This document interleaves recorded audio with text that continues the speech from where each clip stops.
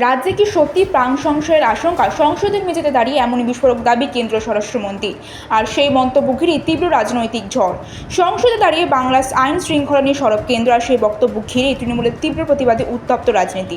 রাজ্যসভায় অপরাধী শনাক্তকরণ ছিল নিয়ে আলোচনা চলছিল, কিন্তু হঠাৎই প্রসঙ্গ ঘুরে যায় বাংলার দিকে। আর তখনই কেন্দ্রীয় স্বরাষ্ট্রমন্ত্রীর মুখে শোনা যায় বিস্ফোরক অভিযোগ, বাংলায় গেলে প্রাণে মারা যেতে পারেন। এমনকি নিজের উপর হামলার অভিযোগও তুলে বলেন, আমার উপরও আগুনের গোলা ছোড়া হয়েছিল। जिसको भी ये नक्सलवादी हिंसा अन्याय का सामना लगती है, मेरे सबसे करबद्ध निवेदन है, ये कैंप में जाकर 2 रात बिताइए, आपको मालूम पड़ेगा ये नक्सलवादियों ने क्या किया। এই মন্তব্য স্বাভাবিকভাবেই চুপ থাকে না তৃণমূল। সংসদের ভিতরে শুরু হয় তীব্র প্রতিবাদ। তৃণমূল সংসদের সোজা সাপটা জবাব, এটা বাংলার মানুষের রায়কে অপমান। তৃণমূলের দাবি, রাজনৈতিক উদ্দেশ্যে বারবার বাংলাকে নিশানা করা হচ্ছে। তাদের কথায় নির্বাচনের পরাজয় মেনে নিতে না পেরে এই ধরনের মন্তব্য করা হচ্ছে। তবে এই প্রথম নয়, বিধানসভা নির্বাচনের পর থেকে রাজ্যে হিংসার অভিযোগ তুলে আসছে বিরোধী শিবির। আনিস খানের মৃত্যু, বকটুই কাণ্ড, একাধিক ঘটনা ঘিরে ইতিমধ্যে উত্তপ্ত পরিস্থিতি।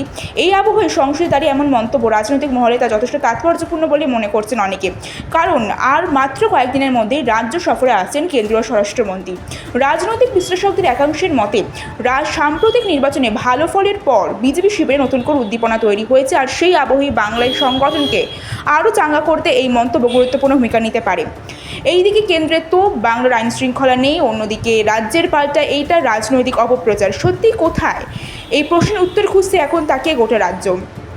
রাজনীতি যখন উত্তপ্ত, তখন সাধারণ মানুষের নিরাপত্তা নেই কি সবচেয়ে বড় প্রশ্ন উঠে আসছে? সময় দেবে তার উত্তর।